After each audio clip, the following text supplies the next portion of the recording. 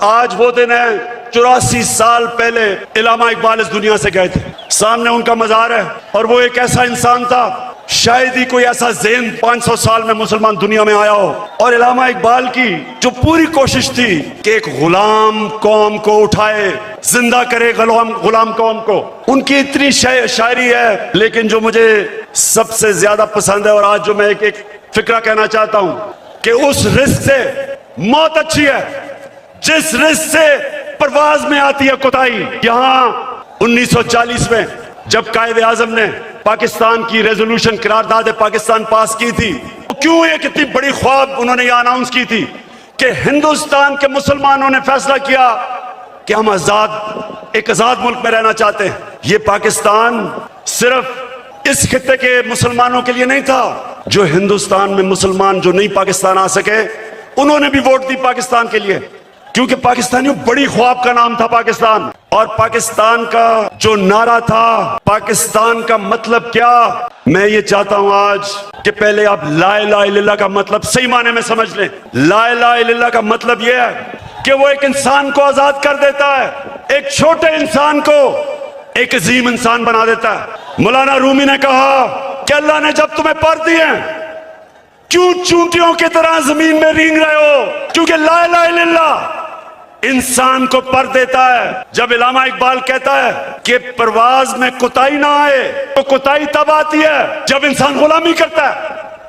کبھی غلام بڑے کام نہیں کر سکتا, صرف ایک آزاد انسان بڑے کام کر سکتا ہے. اور میں نے رحمت للعالمین اتھارٹیز یہ بنائی کیونکہ مجھے احساس ہوا کہ ہمارے بچوں کو, ہمارے نوجوانوں کو سیرت نبی کا تو پتہ ہی نہیں ہے. ہمارے نبی صلی اللہ علیہ وسلم نے, انہوں نے مدینہ میں انسانوں کو پر لگا دیے.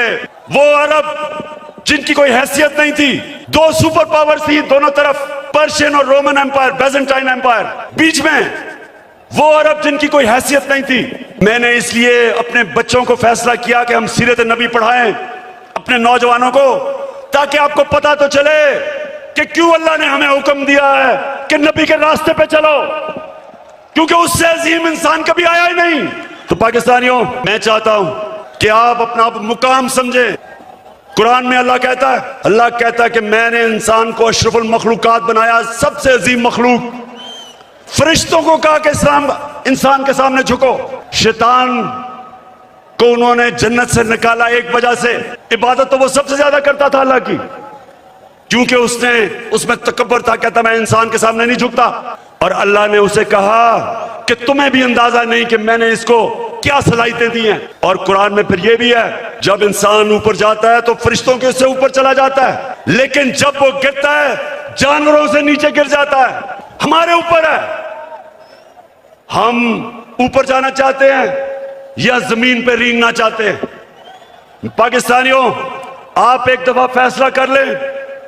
جب آپ فیصلہ کریں گے کہ ہم کسی صورت سوائے اللہ کے کسی کے سامنے نہیں جھکیں گے, آپ کی پرواز اوپر چلی جائے گی.